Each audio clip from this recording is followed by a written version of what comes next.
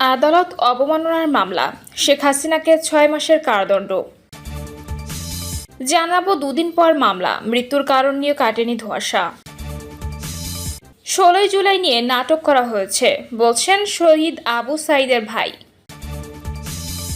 এবং সর্বশেষ জানাবো ইভিএম কেনায় অর্থ অপচয়, ইসির 3 কর্মকর্তাকে জিজ্ঞাসাবাদ।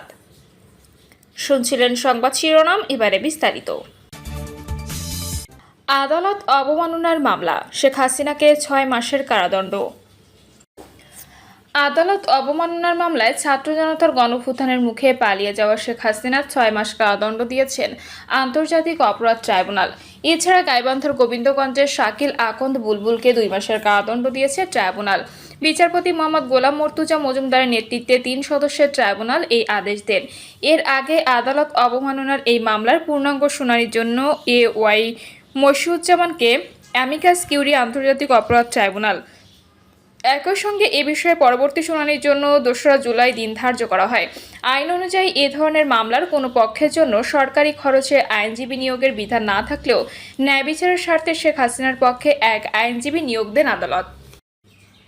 অ্যামিকাস কিউরি নিয়োগের পর প্রসিকিউটর গাজী এম.এইচ. তামিম সাংবাদিকদের বলেন, ক্ষমতাচ্যুত প্রধানমন্ত্রী শেখ হাসিনা ও নিষিদ্ধ সংগঠন ছাত্রলীগ নেতা শাকিল আলম বুলবুলের বিরুদ্ধে আদালত অবমাননার অভিযোগের শুনানিতে একজন অ্যামিকাস কিউরি নিয়োগ দিয়েছেন আন্তর্জাতিক অপরাধ ট্রাইব্যুনাল। পত্রিকায় বিজ্ঞপ্তি দেওয়ার পরও শেখ হাসিনা ও অপর অভিযুক্ত হাজির না হওয়ায় প্রেক্ষাপটে বিচারের স্বচ্ছতার স্বার্থে অ্যামিকাস কিউরি হিসেবে সুপ্রিম কোর্টের সিনিয়র আইনজীবী ওয়াই মশিউজ্জামানের অভিমত ট্রাইব্যুনাল শুনবেন বলে জানান প্রসিকিউটর গাজী এম.এইচ. তামিম। 2 দিন পর মামলা, মৃত্যুর কারণ নিয়ে কাটেনি ধোঁয়াশা। রাজধানীর মগবাজারের একটি আবাসিক হোটেলে স্ত্রী সন্তান সহ প্রবাসী মনির হোসেনের মৃত্যুর কারণ নিয়ে ধোঁয়াশা কাটছে না। খাবারে বিষক্রিয়ায় তাদের মৃত্যু হতে পারে, পুলিশ এমন ধারণা করলেও চূড়ান্ত সিদ্ধান্তে পৌঁছাতে পারছেন না। মনির হোসেনের ঢাকার কেরানীগঞ্জের বাড়ির কেয়ারটেকার রফিকুল ইসলামকে সন্দেহভাজন হিসেবে গ্রেপ্তার করলেও তার সম্পৃক্ততার এখনও কোনো প্রমাণ মেলেনি। এমন প্রেক্ষাপটে গতকাল পুলিশ তাকে আরও জিজ্ঞাসাবাদের জন্য আদালতে উপস্থাপন করে রিমান্ড আবেদন করে। শুনানি শেষে তার 2 দিনের রিমান্ড মঞ্জুর করেছেন ম্যাজিস্ট্রেট। একই পরিবারের 3 জনের মৃত্যুর এ ঘটনায় রমনা থানায় মামলা হয়েছে। নিহতের ভাই নুরুল আমিন মামলাটি করেছেন। এর তদন্ত সংশ্লিষ্টরা বলছেন, খাদ্যে বিষক্রিয়ার মৃত্যু হয়েছে এমনটি ধারণা করা হচ্ছে, কিন্তু কিভাবে, কে, কখন তা করেছে সেটা এখনও জানা যায়নি। জমিজমা সংক্রান্ত বিষয় নিয়ে কেউ করিয়েছে কিনা তাও সন্দেহ করা হচ্ছে। অন্য কারো সঙ্গে বিরোধ ছিল কিনা তাও খতিয়ে দেখা হচ্ছে। রমনা থানার ভারপ্রাপ্ত কর্মকর্তা গোলাম ফারুক বলেন, মনির হোসেনের স্ত্রী ও সন্তানের জন্য মগবাজারের একটি হোটেল থেকে খাবার নিয়ে এসেছিলেন তাদের কেয়ারটেকার রফিকুল ইসলাম। আর মনির ও রফিক নিজেরা গিয়ে একই হোটেলে খেয়েছেন। এই হোটেলের খাবারে কোনো সমস্যা ছিল কিনা তার প্রমাণ পাওয়া যায়নি। হোটেলটিতে আরও অনেক মানুষ সেদিন খেয়েছে, কেউ কোনো ধরনের অভিযোগ করেনি। এই পুলিশ কর্মকর্তা আরও বলেন, সম্পদের লোভে কেয়ারটেকার খাবারে কিছু মিশিয়েছে কিনা সেটা আমরা তদন্ত করছি। তাকে অধিকতর জিজ্ঞাসাবাদের জন্য রিমান্ডে আনা হয়েছে। এছাড়া ফরেনসিক রিপোর্ট না আসা পর্যন্ত মৃত্যুর প্রকৃত কারণ বলা যাচ্ছে না, তবে আমরা সম্ভাব্য সব বিষয় গুরুত্ব সহকারে খতিয়ে দেখছি। গ্রেপ্তার রফিকুল ইসলাম নিহত মনির হোসেনের চাচাতো চাচা। তিনি কেরানীগঞ্জের মনির হোসেনের 2টি বাড়ির দেখভাল করেন। গতকাল 7 দিনের রিমান্ড আবেদন করে তাকে আদালতে উপস্থাপন করেন রমনা থানার এসআই মোহাম্মদ জালাল উদ্দিন। শুনানি শেষে ঢাকার মহানগর হাকিম মাহবুব আলম তাকে 2 দিনের রিমান্ডে নেওয়ার অনুমতি দেন। শুনানিতে বিচারক রফিকুল ইসলামের বক্তব্য শুনতে চান। তখন রফিকুল ইসলাম বলেন, পুলিশ যা বলছে এর অতিরিক্ত আমি জানি না। তিনি আদালতে জানান, মনির হোসেন 2টি বাড়ি কেনেন কেরানীগঞ্জে। এর মধ্যে একটা 2012 সালে, আরেকটা 2014 সালে। 2016 সাল থেকে বাড়ি দুটি দেখাশোনা করছেন তিনি। গ্রামের বাড়িতে তার মেয়ে ও মেয়ের স্বামী থাকে। মনির হোসেনের স্ত্রী সন্তানের জন্য কোথা থেকে খাবার নেন জানতে চাইলে রফিকুল ইসলাম বলেন, মগবাজারের ভর্তা ভাত হোটেল থেকে। মনির বলে, খাবার নিতে 1 বক্স ভাত, মুরগির রেজালা, আলু ভর্তা আর শুটকি ভর্তা নিই। মনিরের স্ত্রী শুটকি পছন্দ করে, এজন্য শুটকি নিতে বলে। ওরা খাওয়ার পর আমি আর মনির ওই হোটেলের নান, শিক কাবাব আর ফালুদা খাই। রফিকুল আরও জানান, বাড়ির নাম পরিবর্তনের জন্য 1,40,000 টাকা প্রয়োজন ছিল। এর জন্য তাকে 1 লাখ টাকা দেন মনির। বাকি 40,000 ভাড়ার টাকা থেকে ম্যানেজ করে নিতে বলেন।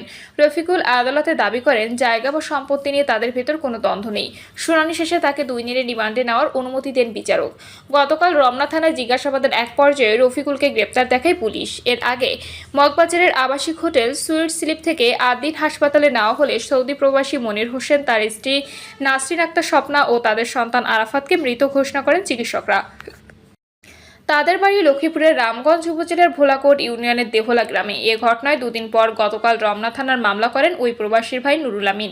তিনি মামলার এজাহারে বলেন, কোরবানির ঈদে মনির হোসেন গ্রামে আসেন। প্রবাসে থাকা অবস্থায় মনির তাদের চাচাতো চাচা রফিকুল ইসলামের মাধ্যমে ঢাকা সহ গ্রামের বিভিন্ন জায়গায় জমিজমা ও বাড়ি কেনেন। চাচা রফিকুলই সেসব দেখভাল করছিলেন। এজাহারে আরও বলা হয়, মনির দেশে আসার পর জমিজমা ও টাকা পয়সার হিসাব নিয়ে রফিকুলের সঙ্গে বিরোধ দেখা দেয়। এর মধ্যে 28শে জুন মনির ছেলে চিকিৎসার জন্য স্ত্রী সহ ঢাকায় আসেন। তারা সহ ঢাকায় অবস্থান করা চাচা রফিকুল ইসলাম নিউ স্কাটন রোডের এসপিআরসি হাসপাতালে যান। ওই দিন চিকিৎসকের সূচি না পেয়ে মনির স্ত্রীর সন্তানকে নিয়ে মগবাজারের সুইট স্লিপ হোটেলে ওঠেন। বিকালে পাশের ভর্তাবাদ হোটেলে গিয়ে খাবার খান মনির ও রফিকুল ইসলাম। সন্ধ্যা 6:30টার দিকে মনিরের স্ত্রী ও সন্তানের জন্য খাবার নিয়ে হোটেল কক্ষে যান রফিকুল। এরপর রফিকুল তার বাসায় চলে যান। মামলায় বলা হয়েছে, চাচা রফিকুলের আনা খাবার মনির ও তার পরিবার খেয়ে রাতে ঘুমিয়ে পড়েন। পরে তারা বমি করতে থাকেন। তাদের 8 দিন হাসপাতালে নেওয়া হলে চিকিৎসক মৃত ঘোষণা করেন।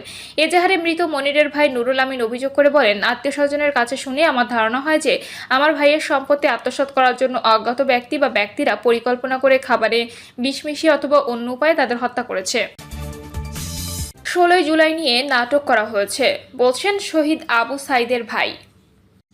16 জুলাই নিয়ে নাটক করা হয়েছে। তারা যদি আগেই ঘোষণা দিতেন 16 জুলাই শহীদ দিবস, তাহলে আপত্তির জায়গাটা কম থাকতো। কিন্তু ঘোষণা দিয়ে একজন আইকনিক শহীদের এই ধরনের অপমান আমরা পরিবারের পক্ষ থেকে তীব্র নিন্দা এবং ধিক্কার জানাই। যার অনুপ্রেরণায় যুগে যুগে মানুষকে অনুপ্রাণিত করবে, তার জন্য তারা একটা দিন রাখতে পারলেন না। আবু সাইদের ভাই আক্ষেপ করে বলেন, আমরা ইতিপূর্বে দেখেছি অনেক দিবস পালন করা হয়েছে অনেক মানুষের নামে, যাদের জাতির জন্য 1 পয়সার উপকার ছিল না, তাদের নাম দিবস পালন করা হয়েছে। কিন্তু শহীদ আবু সাইদের মৃত্যুদিনটা আবু সাইদ শহীদ দিবস ঘোষণাতে সমস্যাটা কোথায় ছিল? আমরা যুগে যুগে তো দেখে আসছি, বিভিন্ন বিপ্লবের শহীদের বিভিন্নভাবে স্মরণ করা হয়। 16 জুলাই শহীদ আবু সাইদ দিবস রাখার দাবি করে আবু হোসেন বলেন, আমাদের দাবি 16 জুলাই শহীদ আবু সাইদ দিবস ছিল, আমরা এটা শহীদ আবু সাইদ দিবসই চাই। জুলাই শহীদ দিবস যেটা আছে, জুলাইয়ের যে কোনো দিন সেটা সরকার এটা পালন করতে পারে। 16 জুলাই যার আত্মত্যাগ এত বড় বিপ্লব সংগঠিত হলো, তাকে এভাবে অবহেলা করা আমরা পরিবারের পক্ষ থেকে মেনে নিতে পারছি না।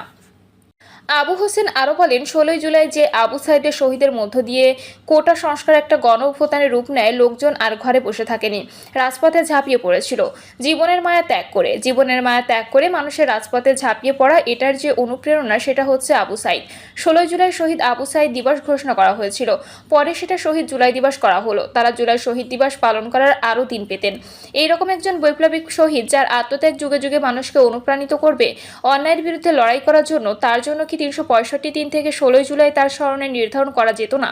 তাকে স্মরণ করলে কি অন্য শহীদদের অপমান করা হতো? তার আত্মত্যাগ তো তাদের অনুপ্রাণিত করছে রাজপথে নামার জন্য। আবু হোসেন বলেন, বৈষম্যের জন্য সবাই লড়াই করলো, আদৌ রাষ্ট্রে কতটুকু বৈষম্য দূর হলো আমরা জানি না। আমাদের কাছে বোধগম্য নয় এখনো, বাজেটে আঞ্চলিক বৈষম্য রয়ে গেছে।